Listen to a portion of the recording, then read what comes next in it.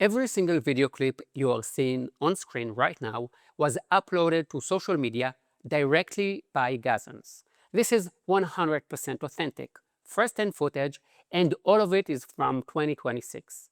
Look closely at how Gazans have supposedly survived the famine, a famine that, in reality, never actually exists. I assume you have never seen this side of Gaza anywhere else. Now wait a second, I know exactly what you might be thinking. Just because there are a few isolated videos of markets and restaurants and people who, how to put it gently, are not so thin, doesn't prove anything. It is not representative. But here is the thing, it is representative. The media is not showing you this, and I'm going to prove it to you step by step. For months, global media outlets ran identical dramatic headlines. Gaza is on the brink of mass starvation, or Israel is intentionally starving the population.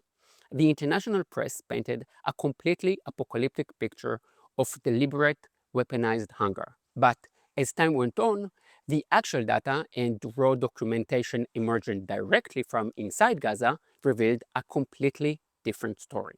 In fact, last year, at the absolute peak of this anti-Israel propaganda campaign, I uploaded a video showing fully operational, bustling restaurants across Gaza. It was footage filmed and published by Gazans themselves. There was so much Nutella in their videos, yet mainstream media networks deliberately chose to turn a blind eye and ignore it entirely. But what about the images of starving children that flooded social media and appeared on the front pages of major newspapers around the world?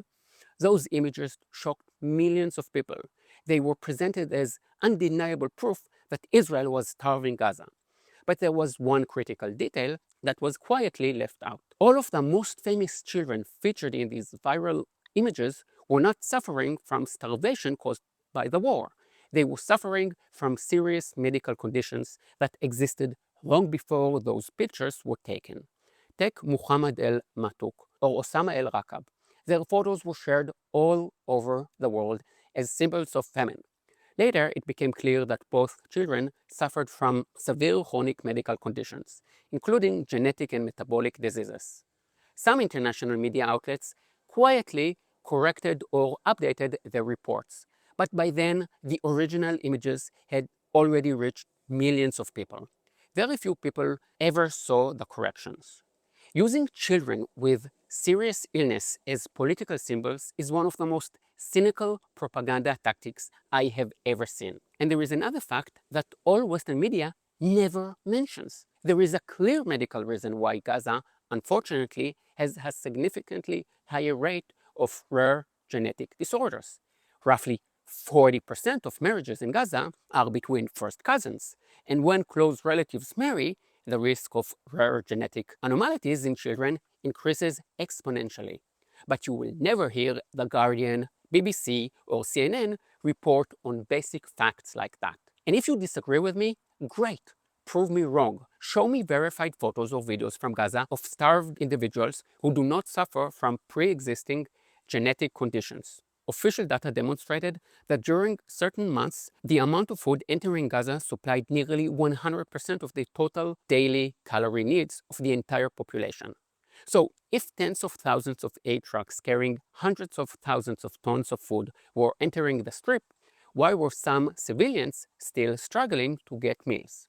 The answer lies inside Gaza itself. Hamas hijacked aid trucks at gunpoint the moment they crossed the border. Instead of allowing humanitarian relief to reach needy civilians for free, Hamas stockpiled the supplies in their underground tunnels for their own fighters or resold it in local markets at extortionate prices, charging hundreds of dollars for a single box of basic goods. This entire media campaign relied on the hypocrisy of the United Nations. A quick look at the UN's own official numbers exposed the double standard. Since the outbreak of the war, the UN Security Council convened over 60 times to discuss the humanitarian situation in Gaza. Now, let's compare that to the rest of the world.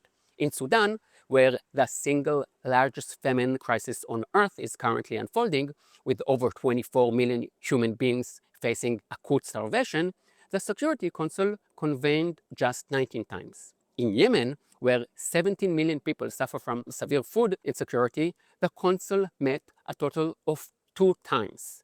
In Somalia, where nearly 2 million children under the age of 5 suffer from severe acute malnourished, there were only 2 meetings, just 2. Now ask yourself one question. If the UN is guided only by humanitarian concerns, how do you explain the enormous difference?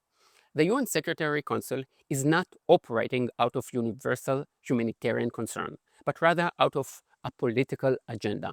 Many people assume the UN is a neutral, objective international body. It isn't. It is an intensely political arena where non-democratic, Islamic and communist anti-Western regime hold immense voting power. They obsessively target Israel while ignoring genuine global catastrophes. And who pays the ultimate price for these fake campaigns against Israel? The innocent human beings who are suffering through real, unpublicized crisis. The people of Sudan, Yemen, and Somalia who desperately need life-saving aid and global attention. But in their case, because there is no way to blame the Jews, the Zionist state, the international community simply loses interest. Not the UN, not the media, not the campus protesters, and certainly not the unholy Islamic Socialist Alliance. I have yet to see a single Hollywood celebrity post a single story raising awareness for the starving children of Sudan or Yemen. To everyone watching this video, I have a few simple requests. First, please do not take my word for it. Verify everything yourself. Research the cases of those children. Was there hardship and suffering in Gaza? Of course there was. War causes immense hardship, and starting a war carries devastating consequences. But the narrative of an engineered, systematic famine was a political myth. Second, please follow the Gaza Wood page on social media, X and Instagram.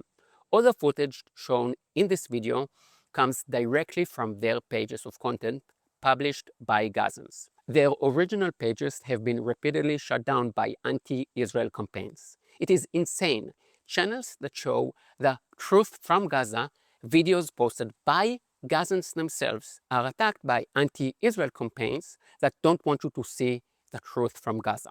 So follow them to see the real Gaza the mainstream media doesn't show you.